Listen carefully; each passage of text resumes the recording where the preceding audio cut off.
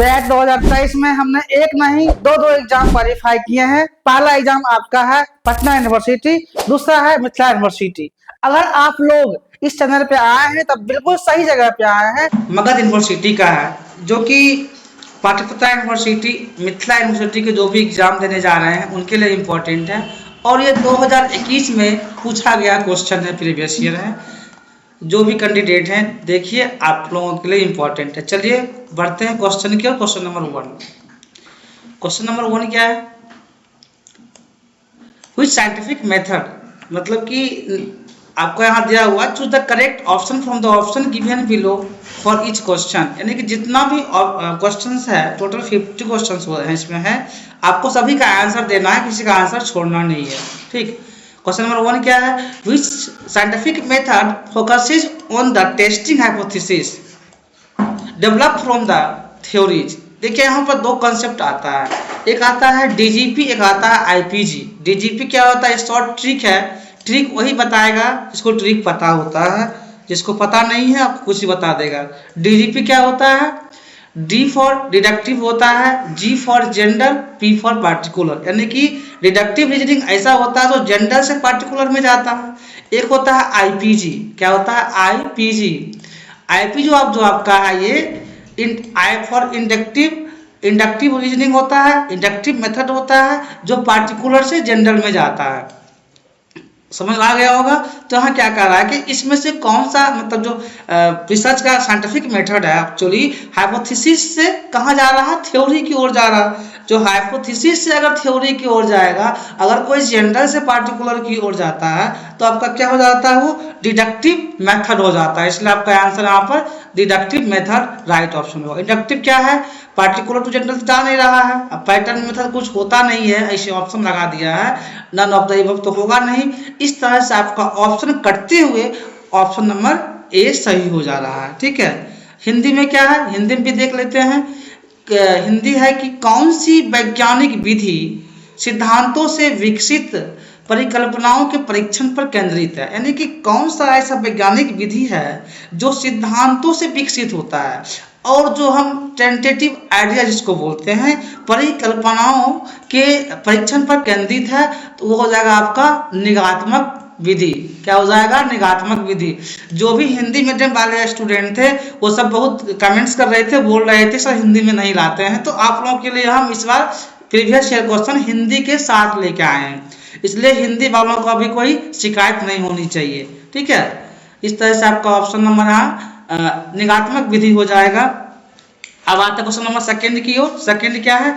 The process, क्या है? The process note needed in experimental research. देखिए यही आपको देखना होता है एग्जाम में, नोट कहाँ लगा हुआ है? यहाँ नोट लगा हुआ है। क्या है? नोट लगा हुआ, मतलब कि जो एक्सपेरिमेंटल रिसर्च होता है इसमें क्या नहीं होता है, क्या जरूरत नहीं होता है।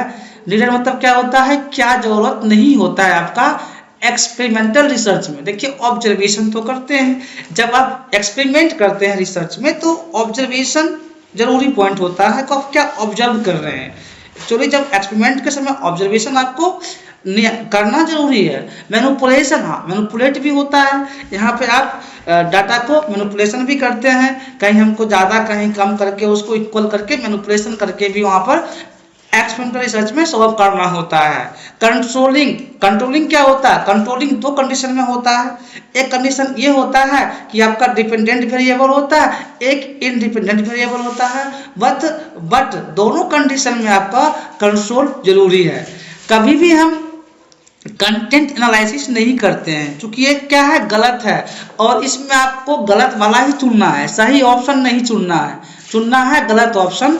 तो गलत ऑप्शन आपका हो जाएगा कंटेंट एनालिसिस। कभी भी एक्सपेरिमेंटल रिसर्च में कंटेंट एनालिसिस नहीं होता है। ठीक है, तो आपका ऑप्शन नंबर डी राइट होगा। राइट क्यों होगा? सारा चीज बता दिए। अब हिंदी वाले क्या है कि प्रायोगिक अनुसंधानों में जिस प्रक्रिया की आवश्यकता नहीं होती है वह है, यानी कि जो प्रयोग में अनुसंधानों में जिसकी आवश्यकता नहीं होती वो क्या है, अवलोकन तो करते ही हैं, जैसे बताए हैं हस्त कौशल की जरूरत होती है, कंट्रोल करना यानी कि संदर्भ को प्रयोग को नियंत्रित करना, अपने कंट्रोल में रखना, ये बात भी है। सामग्री विश्लेषण ये नहीं होता है, सामग्री विश्लेषण यानी कि जो नहीं होता है आपका वही आंसर राइट होगा, इसका सामग्री विश्लेषण सही ऑप्शन होगा। आप क्वेश्चन नंबर 3 की ओर आगे बढ़ते हैं। 3 क्या है आपका कि 3 है which of the following types of researcher determines the relationship between two or more variable। हाँ, यहाँ देखिए क्या बात कर रहा है, आप जो क्वेश्चन है क्वेश्चन से ही आंसर को सीख सकते हैं और निकाल सकते हैं आंसर। और जो भी मेरा प्रीवियस वीडियो देखे होंगे, अगर आप लोग नहीं देखे हैं तो जा करके मेरे चैनल पे देखिएगा, तो आपको शायद क्वेश्चन देखते के साथ ही आंसर आप लगा सकते हैं, अगर प्रीवियस ईयर देख लिए होंगे या देख लिए नहीं होंगे, अगर दो देख रहे होंगे उनको पता होगा। तो यहाँ क्या कर रहा है एक्चुअली बिटवीन 2 और मोर वेरिएबल, भाई रिलेशनशिप होता है जब एक या उससे अधिक रिलेशनशिप होगा, क्या होगा, को रिलेशन होगा, एक दूसरे से रिलेट होता है, यानी कि वो जो आपका पॉइंट हो जाएगा को रिलेशनल हो जाएगा। यहाँ देखिए ऑप्शन दिया होगा कोरिलेशन है ना, sir relation is the right answer. Survey क्या होता है, जब आप कोई डाटा मान लीजिए सर्वे करते हैं, लोगों से पूछताछ करके करते हैं तो वो सर्वे रिसर्च हो जाता है, ठीक है, तो ये होगा नहीं। एक्शन रिसर्च क्या होता है, एक्शन रिसर्च ऐसा रिसर्च होता है जो इमीडिएट प्रॉब्लम के लिए कोई भी समस्याएं तत्काल आ जाती है, उस समस्याएं को सोल्व करने के लिए हम एक्शन रिसर्च का यूज करते हैं, ठीक। या आप एक्शन रिसर्च हो गया, सर्वे रिसर्च, दोनों को मैंने डेफिनेशंस कर दिया। अब बोथ एंड सी तो होने का सवाल ही नहीं है, इसलिए आपका आंसर को रिलेशनल रिसर्च राइट होगा।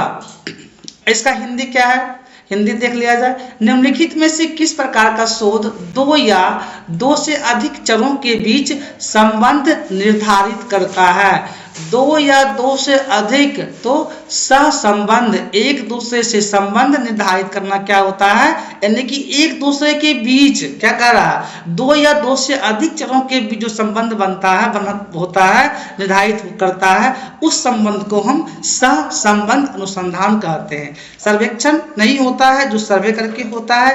क्रियाशोध मैंने बता ही दिया कि जो तुरंत प्रॉब्लम को, समस्याएं को सॉल्व किया जाता है, जैसे टीचर स्टूडेंट का प्रॉब्लम क्या होता है, स्कूल में कॉलेज में तुरंत सोल्व करता है। मान लीजिए कोई क्वेश्चन में समस्या आ रही है, टीचर के पास स्टूडेंट गया तो स्टूडेंट कहेगा कल बताएंगे, परसों बताएंगे, नहीं होता है, यानी कि तुरंत प्रॉब्लम सॉल्व करता है, वो आपका होता है एक्शन रिसर्च, ठीक। ए और सी तो होने का सवाल ही नहीं है, इसलिए आपका यहाँ पर सस्ता संबंध अनुसंधान इज राइट आंसर। अब आते हैं क्वेश्चन नंबर 5 की ओर। क्वेश्चन नंबर 5 आपका क्या है, ठीक है। तो 5 जो है ए रिसर्चर क्या है, 3rd हो गया। 3rd के बाद 4th में आते हैं, 4th फिर 5 में जाएंगे। 4th क्वेश्चन क्या है, which of the following periodical is, मतलब इसमें से देखना है आपको, periodical is specifically meant for publishing research work, मतलब कि आप जब रिसर्च पेपर लिख लेते हैं, ठीक है, अपना थीसिस लिखते हैं, रिसर्च पेपर लिखते हैं, तो उसको पब्लिश कहाँ करिएगा, पब्लिश करना भी तो मेन पॉइंट है। जब हमने पेपर लिख लिए, मान लीजिए यही क्वेश्चन यही कह रहा है कि जो आपने रिसर्च पेपर लिखे तो उस रिसर्च वर्क को आप पब्लिश कहाँ करिएगा, क्या आप मैगजीन में करिएगा पब्लिश, मैगजीन तो होगा नहीं, मोनोग्राफ में करते हैं, मोनोग्राफ में थोड़ी पब्लिश, जो पेपर आपका होता है एक्चुअली वो ना मैगजीन में पब्लिश कर सकते हैं ना ही मोनोग्राफ में कर सकते हैं। कहाँ करना है, जर्नल्स, इसके लिए जर्नल्स होता है। जर्नल्स का नाम क्या क्या है, स्कोपस, स्कोपस हो गया, वेब ऑफ साइंस हो गया, ये सब आपका जर्नल्स होता है, यानी कि जो आपका रिसर्च काम होता है, रिसर्च का जो वर्क होता है वो जर्नल में पब्लिश करते हैं, ठीक। कहीं भी कोई कन्फ्यूजन नहीं होगा तो आप कमेंट्स करिएगा, मेरी टीम के द्वारा रिप्लाई दिया जाएगा, ठीक। उसके बाद इसका हिंदी वर्जन क्या है आपका, निम्नलिखित में से कौन सी सामयिकी विशेष रूप से शोध कार्य प्रकाशित करने के लिए है, यानी कि इसमें से कौन सा जिसमें अपना हम शोध काम जो शोध किए हैं वो प्रकाशित करते हैं, तो आपका क्या हो जाएगा, पत्रिकाओं में उसको प्रकाशित किया जाता है। इससे पूरा आपको स्पष्ट मोनोग्राफ पत्रिका नहीं होता है। पत्रिका यानी कि जर्नल्स में उसको पब्लिश किया जाता है, प्रकाशित किया जाता है। ठीक, अब क्वेश्चन नंबर 5 की ओर आते हैं। 5 क्या है आपका, a researcher can keep the sample size low. मान लीजिए रिसर्चर है, अगर यदि जनसंख्या अधिक है तो एक शोधकर्ता नमूना आकार कम रख सकता है। मान लीजिए researcher can keep the sample size, जनसंख्या ज्यादा है तो क्या लो, इफ पॉपुलेशन इज, तो वहाँ पॉपुलेशन किस टाइप का होगा। इस कंडीशन में जो पॉपुलेशन आपका हो जाता है वो हो जाता है होमोजीनियस, यानी कि जब सेम टाइप का रहेगा तब ऐसा कंडीशन बनेगा। हेट्रो मतलब क्या होता है, अलग अलग होता है, डिफरेंट होता है, तो ये होगा नहीं, इनसेसिबल होगा नहीं, तो क्या होगा होमोजीनियस। जहाँ पे होमोजीनियस रहेगा मतलब सेम सैंपल साइज रहेगा, उस जगह का जो होता है हम रिसर्चर उस होमोजीनियस वाला पॉइंट को वो रख सकता है। ठीक है, तो यही क्वेश्चन करा a researcher can keep the sample size low है तो पॉपुलेशन कैसा होगा, होमोजीनियस पॉपुलेशन होगा। ठीक, हिंदी वर्जन में क्या है, यदि जनसंख्या अधिक है, क्या क्वेश्चन आपका है कि यदि जनसंख्या अधिक है तो एक शोधकर्ता नमूना आकार कम रख सकता है। क्या कम रख सकता है, सजातीय विजातीय डिफरेंट होता है, ये होगा नहीं, पहुंच योग्य होगा नहीं, उपरोक्त सभी का कोई सवाल ही नहीं उठता है, तो आपका सजातीय आपका राइट आंसर हो जाएगा। ये क्वेश्चन नंबर कितना किए हैं, 5 किए हैं। अब क्वेश्चन नंबर 6 की ओर बढ़ते हैं। ठीक है, 6 क्या है, conference are meant for. Conference का मतलब क्या होता है, जब आप मान लीजिए पीएचडी में एडमिशन आपका हो जाता है तो आपको कम से कम 2 पेपर इंटरनेशनल कॉन्फ्रेंस जो होता है उसका होना चाहिए, तभी आप पीएचडी भाइवा के लिए एलिजिबल होते हैं। तो क्या होता है, कॉन्फ्रेंस मतलब होता है कि मल्टीपल टारगेट ग्रुप्स, वहाँ पे जो ग्रुप्स होते हैं, जो कॉन्फ्रेंस होता है वहाँ पर मल्टीपल टारगेट होता है, अलग अलग ग्रुप का टारगेट होता है, वहाँ पर अपना अपना रिसर्च पेपर को भी दिखाया जाता है, ये सब होता है, ग्रुप डिस्कशन भी होता है कॉन्फ्रेंस में, ये बात भी है। सो कास्टिंग न्यू रिसर्च, वहाँ जो नया रिसर्च होता है उसको भी दिखाया जाता है, शो किया जाता है। इस तरह से आपका डी हो जाएगा ऑल ऑफ द एबव, सब के सब ऑप्शन सही हैं, इसमें किसी प्रकार की कन्फ्यूजन्स नहीं होना चाहिए। हिंदी में क्या है, सम्मेलन, सम्मेलन किसके लिए होते हैं, सम्मेलन जो होता है एकाधिक लक्ष्य समूह, यस, समूह चर्चा भी होता है, अपना अपना लक्ष्य भी होता है, जैसे कि कोई एब्स्ट्रैक्ट जमा करता है तो एब्स्ट्रैक्ट के थ्रू उसको सर्टिफिकेट दिया जाता है, नए शोध का प्रदर्शन, जो नया शोध मतलब जो नया रिसर्च करना चाहता है वो आप अपने रिसर्च को शो कर सकते हैं कि आपका ये रिसर्च है और हम बता सकते हैं, यानी कि सब के सब सही हो जाता है आपका, इस तरह से सब सही हो गया। अब आते हैं क्वेश्चन नंबर 7 की ओर। 7 क्या है, Which of the following is note. फिर यहाँ देखिए नोट जहाँ भी आवे वहाँ आपको क्वेश्चन पे फोकस करना है। होता क्या है कि धरफड़ में आप नोट नहीं देखिएगा और क्वेश्चन गलत लगाएगा, आ जाइएगा फिर देखिए क्वेश्चन गलत लग गया। गलत क्यों लग गया, क्योंकि आपने क्वेश्चन को सही ढंग से देखा ही नहीं। इसलिए जब मैं क्वेश्चन को एक्सप्लेन जब हम क्वेश्चन को एक्सप्लेन करते हैं तो हर एक पॉइंट पे फोकस करते हैं, ये नहीं कि सिर्फ क्वेश्चन लिए ये होगा वो होगा नहीं करना है। ठीक है, क्या कहा है, is note the requirement of hypothesis, यानी कि इसमें ये कह रहा है कि ऐसा कौन सा पॉइंट है जो हाइपोथेसिस के लिए जरूरी नहीं है। हाइपोथेसिस मतलब क्या होता है, टेंटेटिव होता है, टेंटेटिव आइडिया होता है, ये आपका हाइपोथेसिस होता है। हाइपोथेसिस एक्सेप्ट भी हो सकता है, रिजेक्ट भी हो सकता है, तो इसमें क्या जरूरी नहीं है वो बताना है। हाइपोथेसिस जो होता है आपका फैक्ट पे होता है, यस, आपका जो फैक्ट होता है उस पर डिपेंडेबल हाइपोथेसिस होता है।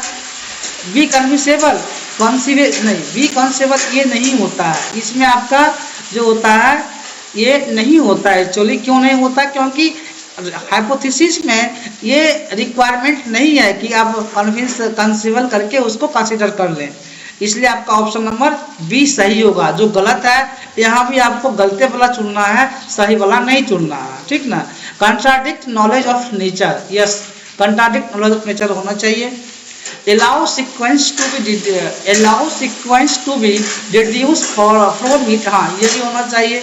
यानी कि क्या नहीं होना चाहिए, बी कॉन्सेबल ये नहीं होना चाहिए, इसलिए आपका आंसर बी राइट हो जाएगा। ठीक है, क्वेश्चन नंबर कितना आपका है, 7 नंबर है। अब 7 का हिंदी वर्जन पे देख लिया जाए। हिंदी वर्जन क्या है कि निम्नलिखित में से कौन सी परिकल्पना की आवश्यकता नहीं है, यानी कि कौन सी परिकल्पना में आवश्यकता नहीं है, तो तथ्य पर आधारित हो भाई, फैक्ट पर होना चाहिए ना, तो सही है। बोधगम्य बने, बोधगम्य नहीं होता है, ऐसा हाइपोथेसिस में कोई कहानी नहीं है, इसलिए आपका आंसर बी सही होगा। प्रकृति के ज्ञान का खंडन करे, यह सही बात है। इससे परिणाम निकलने के नतीजे बड़ा सही है, यानी कि कौन गलत है, जो गलत है गलत वाला ही आपका आंसर सही होगा, यानी कि बी आंसर सही होगा। ठीक है, अब हम क्वेश्चन नंबर 8 की ओर बढ़ते हैं। 8 आपका क्या है कि 8 नंबर क्वेश्चन है, which one of the following belongs to the category of good research ethics, यानी कि जो गुड रिसर्च एथिक्स होता है, रिसर्च में भी लॉज होते हैं, कानून होते हैं। आप ये नहीं कि किसी का डाटा कॉपी कर लिए और उसका रेफरेंस नहीं दिए तो अपना बना लिए, ये आपका खुद का भी डाटा है, तो आप उसको 2 जगह पब्लिश नहीं कर सकते। क्यों नहीं कर सकते? क्योंकि आपका ये सेल्फ इथिक्स आ जाएगा, आपने खुद का डाटा खुद से चोरी किया, तो ये आपका सेल्फ इथिक्स होगा, जो खुद से आप चोरी कर रहे हो। इसलिए रिसर्च में किसी भी तरह का मैनिपुलेशन, बायसनेस नहीं होना चाहिए, ये आपका पॉइंट को ध्यान देना होता है रिसर्च के रिगार्डिंग। बहुत ही रिसर्च क्या है, कंसिस्टेंसी मांगता है, एक्टिव रहना होता है, तो publishing the same paper into research journals without telling editor, नहीं, ये आप क्या है, ये गुड रिसर्च में नहीं आएगा। कंडक्टिंग रिव्यू क्या है, नंबर बी आपका, conducting a review of the literature that acknowledge the contributions of the people in the relevant field or relevant prior work, जो आपका फील्ड है, ठीक है, उसको लिटरेचर रिव्यू करिए और अदर पीपल जो भी लिटरेचर रिव्यू है उसको पढ़िए, उस फील्ड से अनुसार रिव्यू कीजिए, तो ये आपका रिसर्च एथिक्स में है। ये बात सही है कि ये आपका एक गुड रिसर्च एथिक्स को सॉल्व करता है, क्योंकि जो भी हम रिव्यू करते हैं, मान लीजिए लिटरेचर रिव्यू करते हैं, तो उससे हमको भी पता चलता है कि इसमें कहाँ तक काम हुआ है, कहाँ तक काम नहीं हुआ है, और कहाँ से काम स्टार्ट करना है, तो इस तरह से आपको एक आइडिया मिल जाता है, ठीक ना, इसलिए ये ऑप्शन सही है। ट्राइमिंग द आउटर लाइट, ये आपका रिसर्च का पार्ट ये भी नहीं है कि trimming outliers from a data set without discussing your reasons, this wrong part. आप क्या है, including a colleagues and as an author on a research paper in return for a favour, so the colleagues did to make serious contribution, नहीं, कोई serious contribution paper पर में नहीं होता है, इसलिए आपका ये भी गलत हो गया, यानी कि ऑप्शन क्या था सही, बी सही हो जाएगा। हिंदी इसका वर्जन क्या है, हिंदी वाले भी ध्यान दीजिए कि यहाँ हिंदी वर्जन जो है, निम्नलिखित में से कौन से एक अच्छे शोध, क्या कह रहा है, एक अच्छे शोध नैतिकता की श्रेणी में आता है। जो एक अच्छा शोध होता है वो नैतिक, रिसर्च में क्या है, नैतिक है, वो नैतिक अच्छा रिसर्च में आता है, आपको ये इसमें बताना है। तो संपादकों को बताए बिना एक ही पेपर को 2 शोध में प्रकाशित करना, भाई जिसका मतलब संपादक है उसको बिना बताए आप 2 पेपर में प्रकाशित कर लोगे, तो इस रिसर्च इथिक्स के खिलाफ है, ये मतलब नैतिकता के खिलाफ है, इसलिए ये ऑप्शन नहीं होगा। नंबर बी क्या है, उस साहित्य की समीक्षा करना, जो साहित्य है मतलब जो रिसर्च पहले से क्या हुआ है ना, उसका समीक्षा करना, और जो संबंधित क्षेत्र या प्रासंगिक पूर्व कार्य में अन्य लोगों के योगदान को स्वीकार करता है। जो लोग पहले से काम किए हैं उसको आप रिव्यू करिए, देखिए, और उस काम को कहाँ तक किया गया है, जो स्वीकार करता है उससे आपका नॉलेज भी बढ़ेगा, और इससे आपको नॉलेज बढ़ेगा, प्लस रिसर्च के एरिया में आपका डेवलपमेंट होगा। एक शोध पत्र, और यही आपका एक सही रिसर्च, नैतिक रिसर्च को सॉल्व करता है, ठीक ना। एक तीसरा ऑप्शन क्या, एक शोध पत्र में आपके कारणों पर चर्चा किए बिना डेटा सेट से बाहरी कारकों की छटाई करना, ऐसा थोड़ी है कि किसी का डाटा आप छटाई कर दोगे, ऐसा रिसर्च में नहीं होता है, इसलिए नैतिक का पार्ट नहीं है। डी ऑप्शन क्या कह रहा है कि एक एहसान के बदले में एक शोध पत्र में एक सहकर्मी को लेखक के रूप में शामिल करना। ऐसा थोड़ी है कि मान लीजिए कोई एहसान कर दिया काम करके तो उसको हम लेखक के रूप में कर देंगे। यह भी रिसर्च एथिक्स के खिलाफ है, नैतिकता के खिलाफ है। भले ही उस सहकर्मी ने शोध पत्र में कोई गंभीर योगदान नहीं दिया हो, उसके बाद भी हम इस तरह से किसी का नाम नहीं दे सकते हैं। यानी कि रिसर्च में पहले से जो काम किया रहता है उसका हम एक इथिक्स है, उस इथिक्स के अनुसार ही किसी का नाम पेपर में पब्लिश होता है, इसलिए ये भी नहीं होगा। यानी कि इस तरह से आपका आंसर भी राइट होगा। अब आते हैं क्वेश्चन नंबर 9 की ओर। 9 क्या है? Which is the main objective of research? Research का मेन ऑब्जेक्टिव क्या है? हम जब रिसर्च करते हैं इसका मेन ऑब्जेक्टिव क्या है, मेन काम क्या होता है? टू रिव्यू तो ये है मेन काम भाई। हम रिव्यू तो देख लेते हैं, कर लेते हैं, तो रिव्यू तो होगा नहीं। रिव्यू मतलब आप उससे नॉलेज गेन कर सकते हैं ना, ये रिसर्च का ऑब्जेक्टिव थोड़ी है। To summarise what is already known, पूरा मतलब समराइज करके उसको कर लेंगे तो ये भी रिसर्च का ऑब्जेक्टिव नहीं है। To get an academic degree, अब बताइए कि रिसर्च करना क्यों कर रहे हैं आप? क्या डिग्री लेने के लिए कर रहे हैं? अगर आपके मन में ऐसा बात होगा भी तो बात को रिसर्च में नहीं लाना होता है कि हम डिग्री लेने के लिए पीएचडी कर रहे हैं, ठीक है। ये बात आप रिसर्च में शो अप नहीं कर सकते। भले आपका हुआ कि हम असिस्टेंट प्रोफेसर बने, लेकिन जब आप रिसर्च का क्वेश्चन लगाइएगा तो वहाँ कतई नहीं होता है कि to get an academic degree के लिए रिसर्च का मेन ऑब्जेक्टिव है। रिसर्च का ऑब्जेक्टिव क्या है? आप नया नया फैक्ट डिस्कवर कीजिए, नया नया चीज डिस्कवर कीजिए जो पब्लिक को फायदा हो, जो वर्ल्ड को फायदा हो, जो देश को फायदा हो। यही रिसर्च का मेन ऑब्जेक्टिव होता है, मेन काम होता है। ये नहीं कि एकेडमिक डिग्री या रिव्यू कर लिए, वो नहीं होता है। इस तरह से आपका अभी जो जितना हम कॉन्सेप्ट दिए हैं इससे शायद अब ऐसा क्वेश्चन आएगा तो आप कभी भी गलत नहीं करिएगा, ठीक है। इसलिए आपका आंसर डी सही होगा। क्यों सही होगा एक एक एक्सप्लेन किए हैं। अब क्वेश्चन नंबर 9 का आते हैं हिंदी वर्जन में। हिंदी वर्जन क्या आपका है? शोध का मुख्य उद्देश्य क्या है? जब हम शोध करते हैं शोध का मुख्य उद्देश्य क्या है? साहित्य की समीक्षा करना। साहित्य की समीक्षा करना शोध का मुख्य उद्देश्य तो नहीं है कि हम साहित्य बस समीक्षा कर रहे हैं, रिव्यू कर रहे हैं, नहीं। जो पहले से ज्ञात है उसे संक्षेप में प्रस्तुत करना। क्यों? जो पहले से ज्ञात है उसको और ज्यादा बढ़ावा देंगे ना, और उसको ज्यादा बढ़ावा देंगे। इसमें क्या नहीं हुआ है, क्या हुआ है, क्या नहीं हुआ है, उस पर और रिसर्च करना, यही तो होता है रिसर्च में। या शैक्षिक डिग्री प्राप्त करने के लिए क्या आप डिग्री के लिए रिसर्च कर रहे हैं? नहीं, हम किसी भी डिग्री के लिए रिसर्च नहीं कर रहे हैं। रिसर्च क्यों कर रहे हैं? क्योंकि इस समाज को फायदा हो, इस देश का वर्ल्ड को फायदा हो। यानी कि कुछ नया नया तथ्यों की खोज करके नए सिरे से उसको व्याख्या करना, यानी कि नया नया तरीका से व्याख्या करना, उसको बताना, यही आपका रिसर्च का मुख्य उद्देश्य होता है, ठीक है। अब आते हैं क्वेश्चन नंबर 10 क्वेश्चन क्या है? What areas is good researchers interested in, यानी कि जो अच्छा रिसर्चर होता है वो किस एरिया में ज्यादा इंटरेस्टेड होता है, किस एरिया में ज्यादा इंटरेस्टेड होता है अच्छा रिसर्चर, ठीक ना। देखिए क्या होता है यहाँ पे कि a specific area and tries to understand it in minute details. Yes, जो एक गुड रिसर्चर होता है वो स्पेसिफिक एरिया और ट्राई अंडरस्टैंड में वो अपना विश्वास करता है, उसमें वो रहता है। Several area and tries to understand at fundamental level. या सेवरल एरिया जो होता है उसमें भी वो ऐसा नहीं कि मान लीजिए मेरा कोई पर्टिकुलर टॉपिक है तो दूसरे एरिया में हम नहीं जा सकते, आप जा सकते हैं और हम रिसर्च कर सकते हैं। कोई पार्टिकुलर बंधा नहीं होता है कि एक करें दूसरे में नहीं कर सकते हैं, आप वहाँ रिसर्च कर सकते हैं, ठीक। Any area as a long man power and funding are available in plenty. Yes, plenty सही है, यानी कि आपका overall all of the above, यानी कि जो 3 पॉइंट ऊपर में दिए गए हैं जो हम डिस्कशन के साथ किए हैं वो आपका तीनों पॉइंट सही है, इसलिए सही होगा। अब आ जाते हैं हिंदी वाले में। हिंदी वाले क्या है? एक अच्छे शोधकर्ता की रुचि किन क्षेत्रों में होती है? एक अच्छे शोधकर्ता की रुचि किन क्षेत्रों में होती है? एक विशिष्ट क्षेत्र और उसके सूक्ष्म विवरणों को समझने का प्रयास करना, या अनेक क्षेत्रों को मौलिक स्तर पर समझने का प्रयास करना, या कोई भी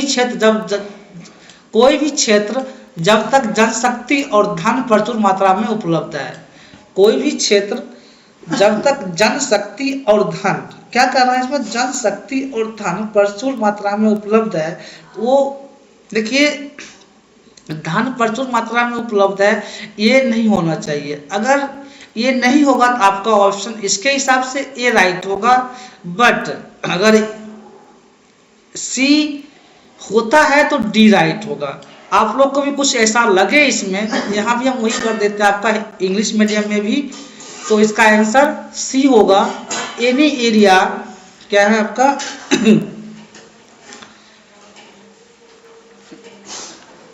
या specific area and try to understand minute details, ये हो सकता है ऑप्शन ए, ठीक है। अगर सी नहीं होगा तो ए हो सकता है।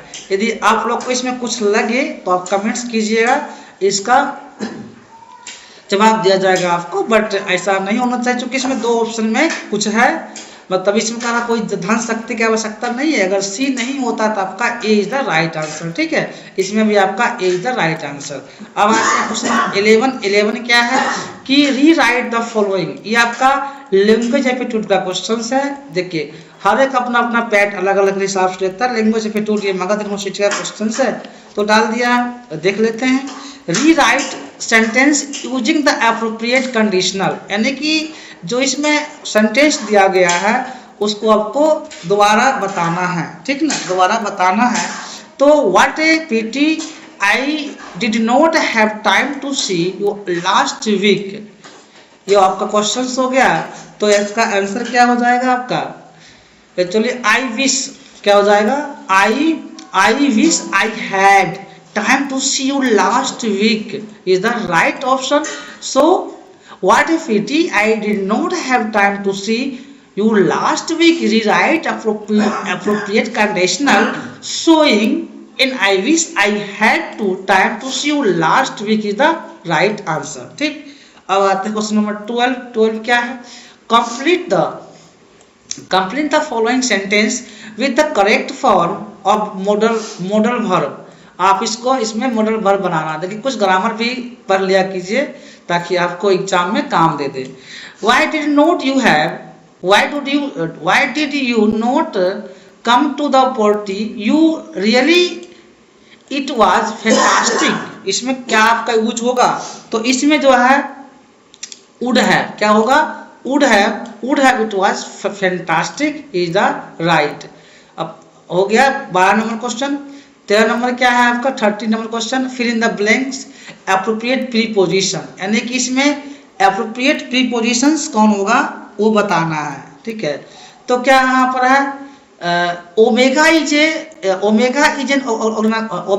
Is an organisations that has helped a student to go abroad many years, क्या हो जाएगा इसमें, फॉर मेनी ईयर्स या सिंस मेनी ईयर्स, क्योंकि जो क्या है गोइंग, मतलब कि यहाँ पर स्टूडेंट टू गो मतलब आगे बढ़ रहा है तो फॉर होगा, सिंस मतलब क्या होता है, पीछे होता है, यानी कि आपके यहाँ पर क्या हो जाएगा, फॉर मेनी ईयर्स, क्या हो जाएगा, right answer for many years.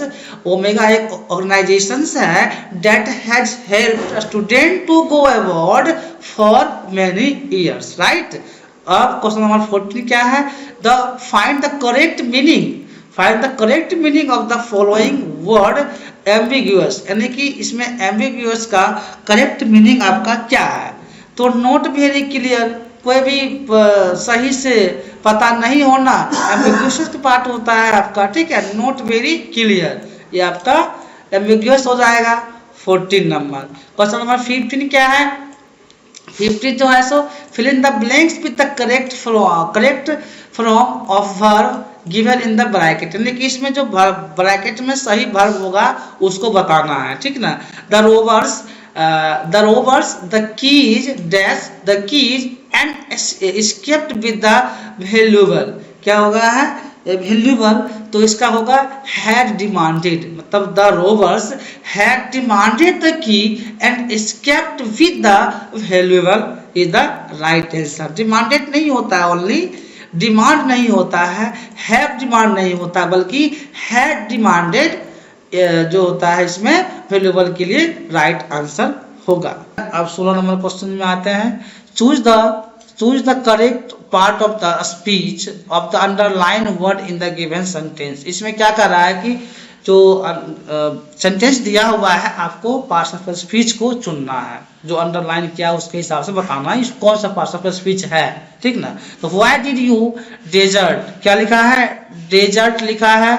Us when we needed you the most, ठीक है, विद द मोस्ट। तो ये कौन सा पार्ट्स ऑफ स्पीच है, डेजर्ट भाई कौन सा एडजेक्टिव है, कौन सा है, एडजेक्टिव है। पार्ट्स ऑफ स्पीच नोनू वर्ब नहीं होता, एडवर्ब नहीं होता, एडजेक्टिव होता है। अब आते हैं क्वेश्चन नंबर 17 क्या है। 17 जो आपका कह रहा है, कुछ ग्रामेटिकल क्वेश्चन आता है मगध यूनिवर्सिटी में, ठीक है।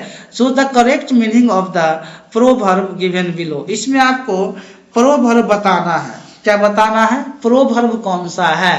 तो डोंट जज a book by its cover, यानी कि ये जज नहीं किया जा सकता है कि ये बुक में कवर है कि नहीं है। डोंट जज a book by its cover, तो do not decided, do not deceived by appearance, क्या होगा, do not deceived by appearance is the right answer. ये समथिंग न्यू नहीं होगा, बिफोर है नहीं होगा, और ये आपका नहीं होगा, यानी कि ये वाला ऑप्शन सही हो जाएगा 17 का। अब आते हैं 18 नंबर क्वेश्चन, क्या कहता है, what type of feeling is reflected by the expression phew, यानी कि व्हाट टाइप ऑफ फीलिंग, किस प्रकार का फीलिंग होता है actually, reflected by the expression of phew. तो इसका जो होगा रिलीफ, क्या हो जाएगा, रिलीफ का फीलिंग होता है, ठीक है, रिलीफ का होता है। 18 तक हो गया। अब 19वें क्वेश्चन में आते हैं। Fill in the blank with the correct form of verb given in the bracket. यहाँ भी आपको क्या बताना है, वर्ब का सही फॉर्म बताना है, वर्ब के बारे में। तो देयर वर्ब के बारे में सही फॉर्म बताना है, ठीक है। There dash be a great rush at the counter yesterday, counter yesterday there was, मतलब पहले की बात कर रहा है ना, तो वाजे लगेगा, क्या लगेगा, वाजे लगेगा ना, तो वाज होगा there was great rush at the counter yesterday, यानी कि यहाँ पे आपका वाज का यूज होगा, ठीक ना। अब आते क्वेश्चन नंबर 20 क्या है, फिल इन द ब्लैंक, क्या कर रहा है, fill in the blank with a suitable word. इसमें आपको सुटेबल वर्ड बताना है, keeping in mind the correct form of verb and subject verb agreement. किसके हिसाब से बताना है, वही करेक्ट फॉर्म ऑफ वर्ब और सब्जेक्ट के अनुसार, सब्जेक्ट वर्ब एग्रीमेंट के अनुसार आपको इसमें बताना है। C dash read in this school for the 8 year. School read क्या कर रहा है, school for the 8 year, school में 8 ईयर से पढ़ाई कर रहा है, वह 8 साल से स्कूल में पढ़ाई कर रहा। तो क्या लगेगा, अरे भाई has been reading, she has been reading, she has been क्या है, she has been reading in this school for 8 years, for 8 years has been reading हो जाएगा फॉर 8 ईयर्स। अब आते हैं क्वेश्चन नंबर 21 क्या है, 21 मैथमेटिकल्स है। A father is twice as old as son, 20 son, ठीक है, मतलब दुगुना एज फादर का है। 20 years ago the age of father 12 times age of son the present age of father. यहाँ प्रेजेंट एज ऑफ फादर का निकालना है, कितना होगा, तो ये आपका ऑप्शन जो है 44 हो जाएगा, कितना हो जाएगा 44। 21 का आंसर 44 हो जाएगा, और जो हिंदी में पढ़ेंगे उनका आंसर सी वाला हो जाता है 44 44 साल आंसर राइट होगा, निकाल लीजिएगा, हो जाएगा। नहीं निकलेगा तो आप कमेंट कर सकते हैं, उसका सॉल्यूशन हम बता देंगे। और 22 होता है, चूंकि ऐसे भी ये जो है क्लास आपका कुछ लॉन्ग हो जा रहा है, लंबा हो जा रहा है। The average score of cricketer in 2 matches, मान लीजिए एक एवरेज स्कोर है क्रिकेटर का 2 मैचेज में 27 and 3 other matches is 32, तो then the average score in 5 matches. यहाँ एवरेज कर रहा था, एवरेज में क्या करते हैं, जोड़ करके उतना से भाग कर देते तो एवरेज निकल जाता है, एवरेज निकल जाता है। तो आपका ये जो 22 नंबर का आंसर हो जाएगा एवरेज में आपका 20 हो जाएगा। क्या हो जाएगा आंसर? 20 आपका एवरेज में आ जाता है आंसर, 20 निकल आएगा। आप निकाल लीजिएगा। 22 का जो है 22 का 20 नहीं, 22 का आपका 30 आएगा। कितना आएगा 22 का? 22 का 30 आंसर आपका राइट आएगा। 25 नहीं होगा, 20 नहीं होगा, आपका 30 है। क्रिकेटर का औसत स्कोर मान लीजिए 2 मैचों में 27 और मैचों में 32 है, तो सभी 5 मैचों में औसत स्कोर कितना होगा? 30 हो जाएगा। कितना हो जाएगा? 30 हो जाएगा। क्वेश्चन नंबर अब आते हैं 23 क्या है? which is the greatest number which will 1600 और 1420 में डिवाइड करके ग्रेटेस्ट नंबर निकालने को बोल रहा है। तो निकालिएगा ग्रेटेस्ट नंबर, तो आपका निकल के आएगा ग्रेटेस्ट नंबर 23 का है ना। हाँ, which is the greatest number जो निकल के आएगा वो आपका 15 आएगा। कितना आएगा? ग्रेटेस्ट नंबर निकल के 15 आएगा। ठीक है,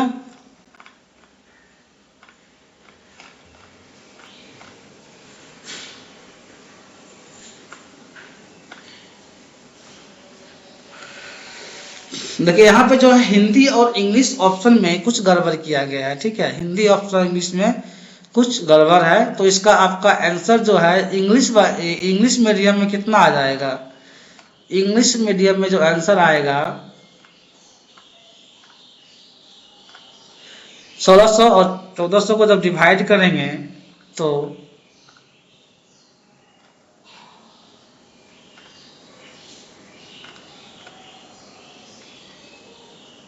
हाँ क्या है इज 32 मैचेज तो हो गया है।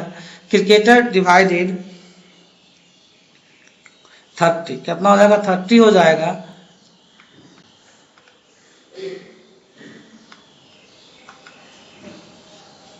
तो इसका ये हो गया। चलिए 23 का वो कौन सी संख्या है? चलिए 24 नंबर क्वेश्चन क्या है? तो 24 देख लेते हैं। when a plot is sold for 18,700 में खरीदा गया, sold, the owner loses 15%, price must that plot to be sold order again 50। तो इसमें क्या आंसर आपका आएगा? तो आंसर जो है 24 का 25,300 आएगा। कर लीजिएगा, इतना आंसर सॉल्व करेगा। ठीक है, 25,300 शो करेगा। अब 25 में आते हैं। 25 क्वेश्चन क्या है? Ramesh goes to a school from the village at a speed of 4 kilometre per hour and returns from the school to village at a speed of 20 kilometre per hour. It has takes 16 in all, the what is the distance between the village and school के बीच कितना distance है? तो 8 kilometre का distance आया। कितना आएगा? 8 kilometre का distance आएगा। ठीक है, 8 किलोमीटर का डिस्टेंस आएगा। 26 क्या है आपका? यहाँ भी हिंदी में दिया हुआ है आपका 8 किलोमीटर का डिस्टेंस सॉल्व करेगा। अब मान लीजिए लॉजिकल रीजनिंग, अब क्वेश्चन आ गया आपका लॉजिकल रीजनिंग बेस। क्या आ गया? लॉजिकल रीजनिंग बेस पे क्वेश्चन आ गया। लॉजिकल रीजनिंग क्या कर रहा है?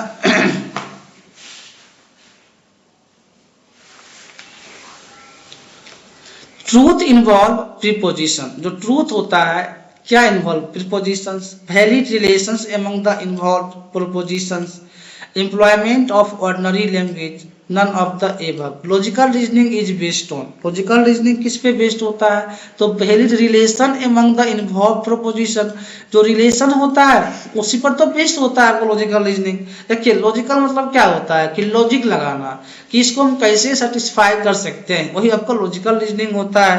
Valid relations among the involve propositions is called logical reasoning. Employment ordinary language नहीं होता है, ट्रूथ इन्वॉल्व प्रोपोजिशंस नहीं होता है, यानी कि आपका ये ऑप्शन सही हो जाएगा 26 का।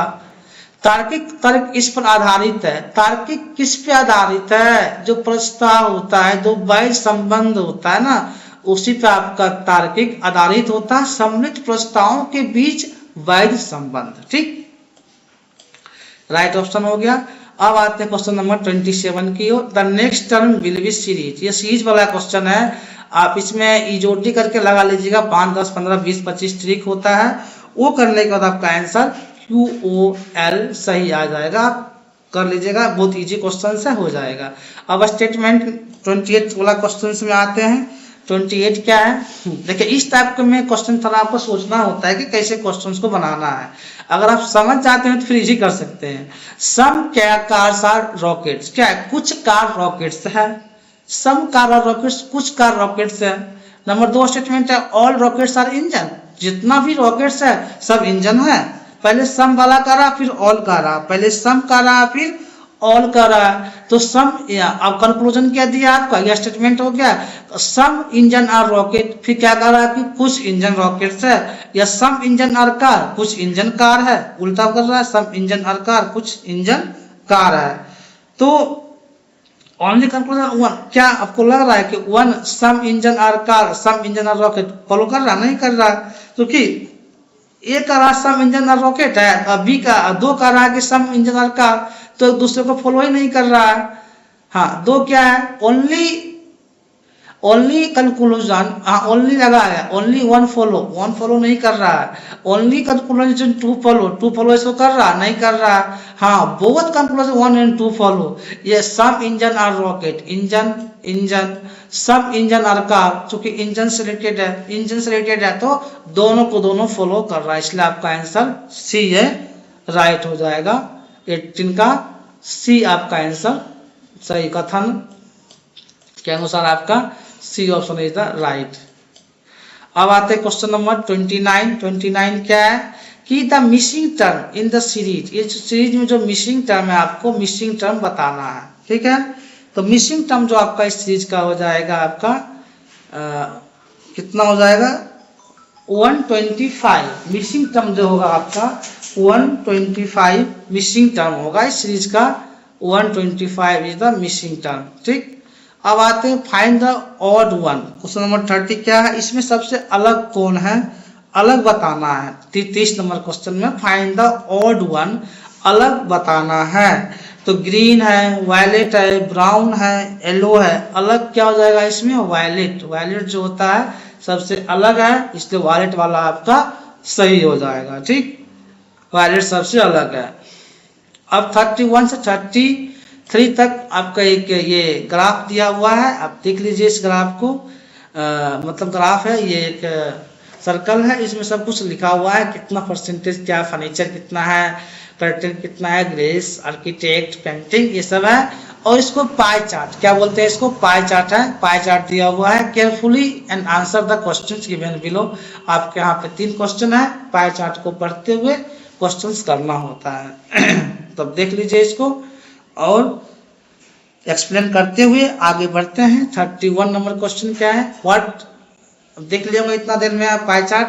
What is the cost estimated by the family on planning and flooring together. जो यहाँ कॉस्ट एस्टिमेट किया गया है family on planning and flooring together, तो इसमें कौन सा सही होगा, तो इसका आपका आ जाएगा 34,800। आंसर करके देख लीजिएगा, इतना आएगा।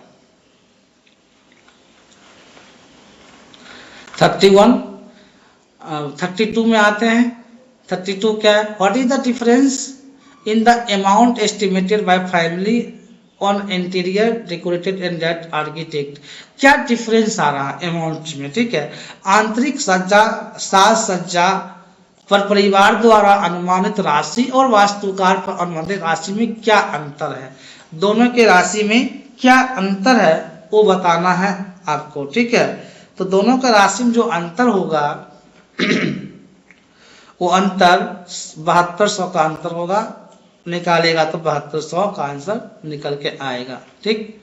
32। अब 33 क्या है, the family get a discount on furniture. Family क्या है, डिस्काउंट तो सबको होता है, discount on furniture and page 12% less than estimated cost of furnitures. What is the amount of spend, furniture पे कितना अमाउंट एक्सपेंड खर्चा हुआ। परिवार को फर्नीचर पर छूट मिलती है और फर्नीचर तो अनुमानित लागत से 12% कम भुगतान करना पड़ता है। तो फर्नीचर पर कितनी राशि टोटल खर्च की गई, यानी कि जो राशि फर्नीचर पे खर्च की गई उस राशि को आपको बताना है। तो वो राशि हो जाएगा 13,728 रुपया वो राशि होगा। निकालेगा तो निकल के आपका आंसर यही आएगा। 34 से 35 क्वेश्चन क्या है? 34 से 35 जो क्वेश्चन है डायरेक्शन, ठीक है। Study the table and answer the question. Table को स्टडी करके क्वेश्चन का आंसर देना है। The table given here represents the highest and average mark in English. क्या है? मान लीजिए ये टेबल नीचे दिया हुआ है और रिप्रेजेंट करना highest and average marks in English, maths, science, social science, year 2007, 8, 9, 10। ठीक, ये 10 है। 34 से 35 दो क्वेश्चन आपका इसमें है। अथी वाला कितना क्वेश्चन था? पाई चार्ट वाला 3 क्वेश्चन था, इसमें 2 क्वेश्चन है। देखिए पटना यूनिवर्सिटी में भी पाई चार्ट क्वेश्चन आया था पेपर 1 में, और मगध यूनिवर्सिटी भी दिया है। इसलिए पटना यूनिवर्सिटी में क्या था कि क्वेश्चन हैंडओवर लेने नहीं दिया गया। हम एग्जाम खुद भी दिए थे और क्वालिफाई भी किए, बट वहाँ पर क्वेश्चन हमको नहीं दिया था, क्वेश्चन जमा ले लिया था। तो जो मेरे पास एक्सपीरियंस है उसके आधार पे आपको बताते चल रहे हैं, एक्सप्लेन करते चल रहे हैं। यहाँ दी गई तालिका वर्ष 2007, 8, 9 और 2010 में अंग्रेजी, गणित, विज्ञान और सामाजिक विज्ञान में उच्चतम और औसत अंकों को दर्शाती है। ये पूरा दिया हुआ है, आप देखिएगा इसको, ठीक है। देख करके वीडियो ऐसे ही बहुत लंबा हो जा रहा है, पूरा देख लीजिए। क्या है? ईयर है 7, 8, 9, 10 है जो ईयर दिया हुआ है। इंग्लिश का number, math, science, social science का है। इसके हिसाब से देखते चलिए। देखने के बाद क्वेश्चन नंबर 34 में आते हैं। What is the overall average mark in 4 subject in 2009। Average में क्या करते हैं, जितना भी है सबको जोड़ देंगे, जो जोड़ेंगे उससे डिवाइड कर देंगे, आपका एवरेजली औसत निकल जाएगा। तो एवरेज जो निकल के आएगा आपका वो 60 आएगा, ठीक है। 2009 का सब्जेक्ट को जोड़ते हैं सबको तो आपका आंसर निकल के 60 आएगा, जो कि एवरेज के फॉर्म में आएगा, ठीक। अब 34 के ये बहुत इजी क्वेश्चन है, इस क्वेश्चन को आप इजीली कर सकते हैं, कोई टफ क्वेश्चन नहीं है। In which year the difference between highest and average mark in maximum, यानी कि इसमें क्या कर रहा है कि जो डिफरेंस आ रहा है दोनों के बीच, उसमें एवरेज मार्क्स मैक्सिमम किस में होता है, किस साल में सब ज्यादा मैक्सिमम होगा, किस वर्ष गणित में उच्चतम औसत अंकों के बीच का अंतर अधिकतम था, किस वर्ष में अधिकतम था? तो 2007 में जो था अधिकतम था, दोनों अंकों का अंतर क्या था? अधिकतम था 2007 में, ठीक। अब आते हैं क्वेश्चन नंबर 35 तक हो गया। अब 36 में प्रवेश करते हैं। 36 नंबर क्वेश्चन क्या है? In which year the environment protection act of India was enacted. EVS, ये क्वेश्चन आपका किसका है? इन्वायरमेंट से है, ईवीएस से, यानी कि कौन सा वर्ष में, कौन सा ईयर में इन्वायरमेंट प्रोटेक्शन एक्ट लाया गया, ईवीएस इन्वायरमेंटल प्रोटेक्शन एक्ट लाया गया। तो आपका ये क्या कौन सा लाया गया? 1972। क्या है? इन्वायरमेंटल प्रोटेक्शन एक्ट जो लाया गया 1972 में इन्वायरमेंट प्रोटेक्शन एक्ट लाया गया। अर्थ समिट कब हुआ? देखिए ये जो क्वेश्चन आपका है, अर्थ समिट है या वर्ल्ड समिट है, इन्वायरमेंट प्रोटेक्शन एक्ट है, ये सब बहुत ही इंपॉर्टेंट है, जो कि एग्जाम में अधिकांशतः पूछा ही जाता है। इस टाइप के क्वेश्चंस को आप देख सकते हैं और इसको बार बार, मतलब कि उससे ही इन्वायरमेंट में जो भी क्वेश्चंस आते हैं, जैसे world summit, ozone layer depletion, ozone layer से रिलेटेड भी क्वेश्चन आपको पूछता है एग्जाम में कि ओजोन लेयर में कौन सा मतलब ये होता है। तो इस तरह से आपको याद रखना है कि ओजोन लेयर क्या होता है। तो इन्वायरमेंट प्रोटेक्शन एक्ट जो है 1986 में, 1972 में क्या आया था? Wild life protection act. जो वाइल्ड लाइफ प्रोटेक्शन एक्ट है वो आपका 1972 में आया था। एक्चुअली 1986 में क्या आया था? आपका इन्वायरमेंट प्रोटेक्शन एक्ट 1986 में आया, 1958 नहीं होगा। 2002 में वर्ल्ड समिट, जो अर्थ समिट कहते हैं, वो 2002 में हुआ, ये नहीं होगा, यानी कि 1986 में आपका हो गया इन्वायरमेंट प्रोटेक्शन एक्ट, ठीक। क्वेश्चन नंबर 37 क्या है? The earth summit earth summit at Rio de Janeiro. Earth summit जो है किस सिटी में हुआ था? क्या पूछ रहा है कि अर्थ समिट कहाँ हुआ था? लंदन में हुआ था? नहीं। पर्थ में नहीं। न्यू दिल्ली में हुआ था? नहीं। रियो डी जेनेरियो कहाँ हुआ था? रियो डी जेनेरियो में आपका अर्थ समिट हुआ था। ठीक, अर्थ समिट किस शहर में आयोजित किया गया था? रियो डी जेनेरियो में अर्थ समिट आयोजित किया गया था। अब आता है क्वेश्चन नंबर 38 की ओर। Concentration of which gas will decreases if all plants and trees vanish the earth. जो यहाँ कहानी है, जो गैस घट रहा है, which gas will decreases if all plants, जो गैस घट रहा है, तो ट्रीज वानिश फ्रॉम अर्थ, कौन होगा इसमें? जो ऑक्सीजन ही हमको प्लांट देता है ना, ऑक्सीजन। यदि पृथ्वी से सभी पेड़ पौधे लुप्त हो जाए, इसका मतलब यही है क्वेश्चन। देखिए, यदि पृथ्वी से जितना पेड़ पौधा है सब खत्म हो जाए, लुप्त हो जाए, तो किस गैस की सांद्रता कम हो जाएगी? कौन सा गैस खत्म होगा? जब प्लांटे नहीं रहेगा तो कौन सा गैस? ऑक्सीजन। ऑक्सीजन क्या होगा? खत्म हो जाएगा। हम लोग ऑक्सीजन ही ले रहे हैं और उल्टे प्लांट को कट कर रहे हैं, प्लांट को बर्बाद कर रहे हैं। इसलिए अवेयरनेस की बहुत जरूरत है कि कम से कम जो आपको जीवन दे रहा है प्लांट, जैसे बिश्नोई परिवार आप पढ़े होंगे इन्वायरमेंट में, उन्होंने पेड़ के चलते अमृता देवी अपना जीवन दे दी। तो इस तरह से हम लोग को भी चाहिए कम से कम पेड़ पौधों के प्रति लगाव हो। इसलिए यहाँ अगर प्लांट ही नहीं रहेंगे तो ऑक्सीजन कहाँ से मिलेंगे? इसलिए प्लांट को लुप्त होने से बचाएं, यही क्वेश्चन आपका है, इसलिए ऑक्सीजन हो जाएगा। ठीक, और question number 39, which layer is design to protect by, मैंने इससे पहले ही बोला था। देखिए, ये क्वेश्चन बहुत ही इंपॉर्टेंट क्वेश्चन है और इजी भी है, आप इजिली एग्जाम में क्वेश्चन कर सकते हैं। Which layer is design to protect by the international treaty monetary protocol. जो यहाँ पर लेयर है ओजोन का, तो ये किस में होता है? हम आंसर भी बोल दिए, मॉनिटरी प्रोटोकॉल में ओजोन के बारे में बात किया गया था। किसके बारे में? ओजोन के बारे में, यानी कि थिनिंग ऑफ ओजोन लेयर, पतला होते जा रहा है। तो इस तरह से है इसमें design to protect by international treaty monetary protocol, ozone के बात में। यहाँ पर क्लोरीन की बात नहीं की जा रही, हाइड्रोजन की नहीं की जा रही, वाटर की नहीं की जा रही। अंतर्राष्ट्रीय संधि मॉनिटरी प्रोटोकॉल क्या है? अंतर्राष्ट्रीय संधि मॉनिटरी प्रोटोकॉल किस परत की सुरक्षा के लिए डिजाइन किया गया है? ओजोन। ओजोन की सुरक्षा के लिए मॉनिटरी प्रोटोकॉल लाया गया। काइटो भी लाया गया था, जापान वाला Kyoto protocol, monetary protocol, Vienna convention, बहुत सारे पॉइंट जो है लाया गया। ओजोन को तो बचाना ही पड़ेगा। क्यों बचाना पड़ेगा?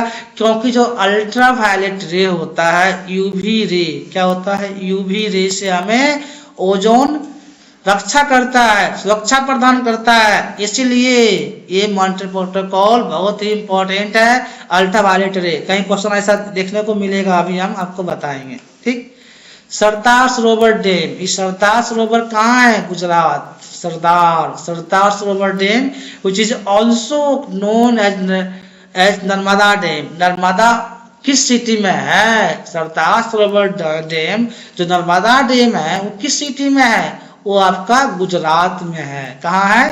गुजरात में। सरदार सरोवर बांध कहाँ है?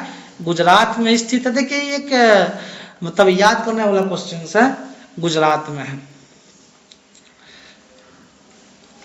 कितना हो गया? 40 क्वेश्चंस हो गया। अब 41 की ओर जाएंगे। 41 क्या है? ओजोन लेयर प्रोटेक्ट अस विच रेडिएशन। इससे पहले बात ओजोन के बारे में कर रहे थे कि ओजोन लेयर क्या प्रोटेक्ट करता है, हमको कैसे बचाता है। तो वही बात आ गया कि ozone layer protect us from which radiation? Microwave radiation ना, माइक्रोवेव से बचाता है रेडिएशन, हम ओजोन नहीं बचाता है। इंफ्रारेड नहीं भाई, इंफ्रारेड नहीं होता है। अल्ट्रा वायलेट रेडिएशन, ओजोन जो होता है हमें यूवी रेस से बचाता है। यूवी रेस क्या करता है कि स्किन कैंसर कॉज करता है। यानी कि अगर डायरेक्ट लाइट इस अर्थ पे आ जाए तो क्या होगा? लाइफ सर्वाइव पॉसिबल ही नहीं है। इसलिए ओजोन जो होता है उसको एब्जॉर्ब कर लेता है यूवी रे को, उसके बाद मेरे यहाँ पे लाइट आता है। एक्स रेडिएशन नहीं होता, यानी कि ultra violet radiation is the right option. Ozone परत हमें किस विकिरण से बचाती है?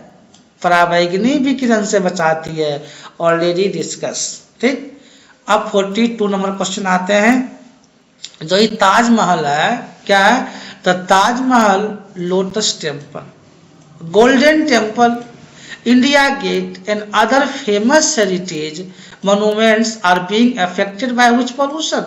जो ताजमहल है, लोटस टेम्पल है, गोल्डन टेम्पल है, इंडिया गेट है और अदर फेमस जो हेरिटेज है वो सब इफेक्ट हो रहा है किस पोल्यूशन के वजह से? सब इफेक्ट हो रहा है, नुकसान हो रहा है।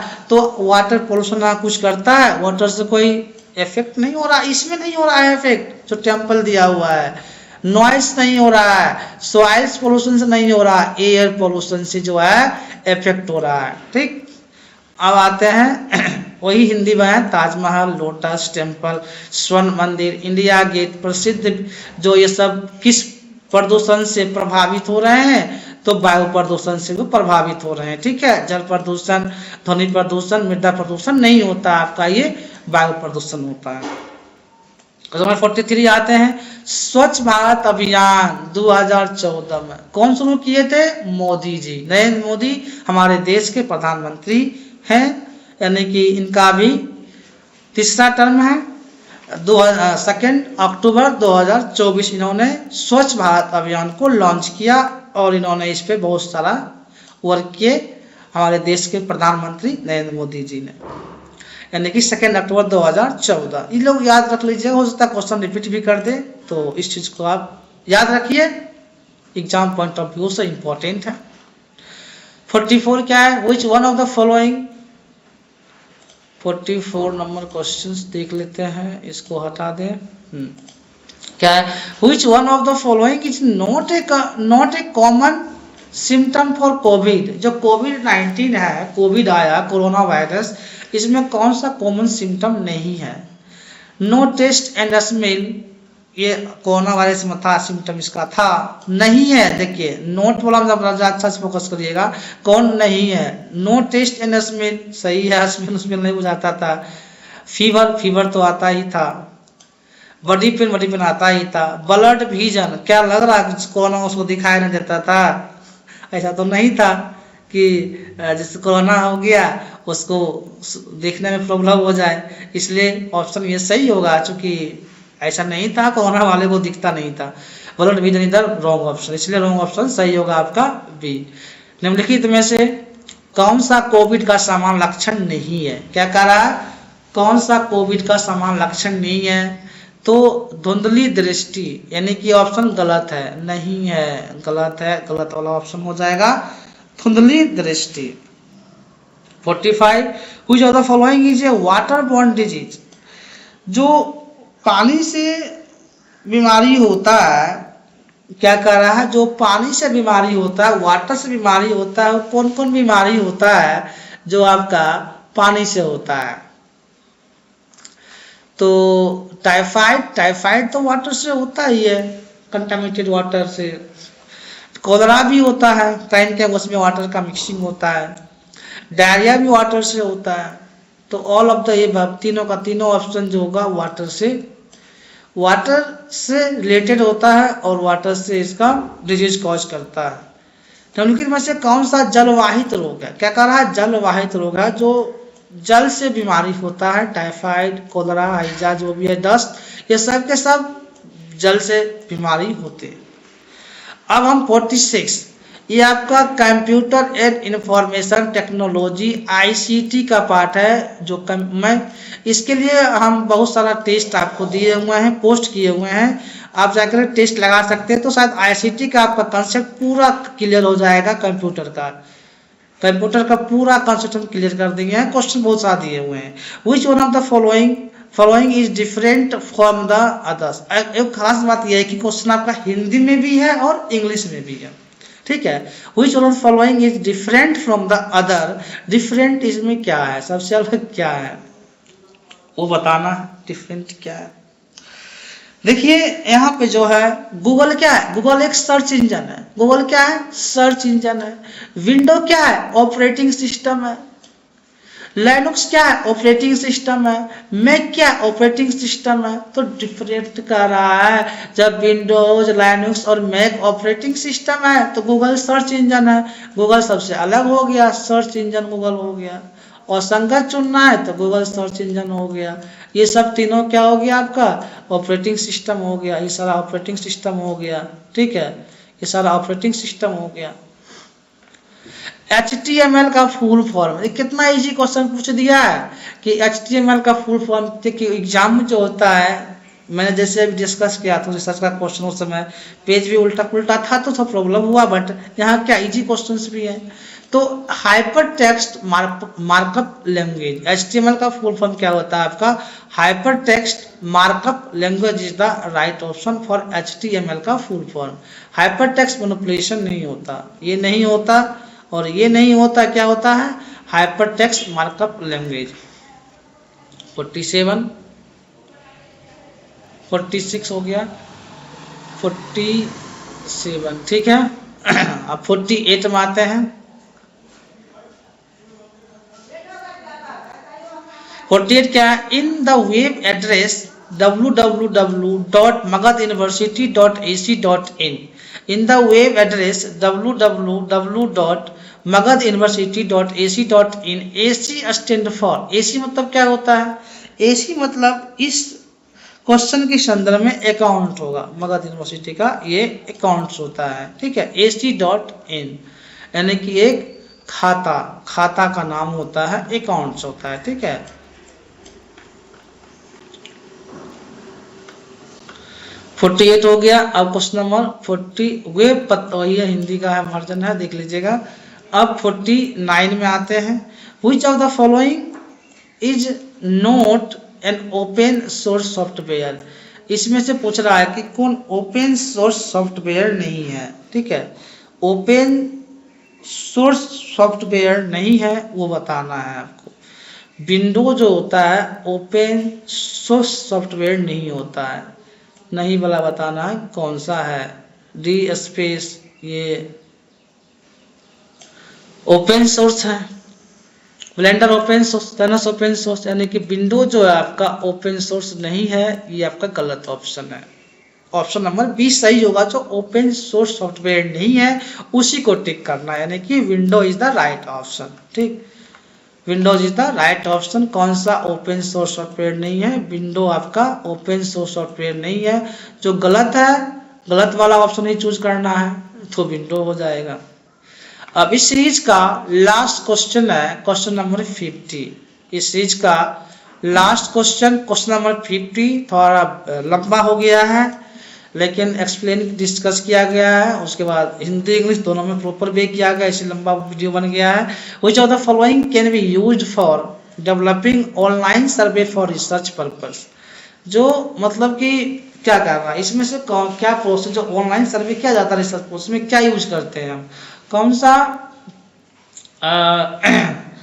सॉफ्टवेयर यूज करके हम कौन सा प्रोसेस से हम यूज करके ऑनलाइन सर्वे रिसर्च करते हैं।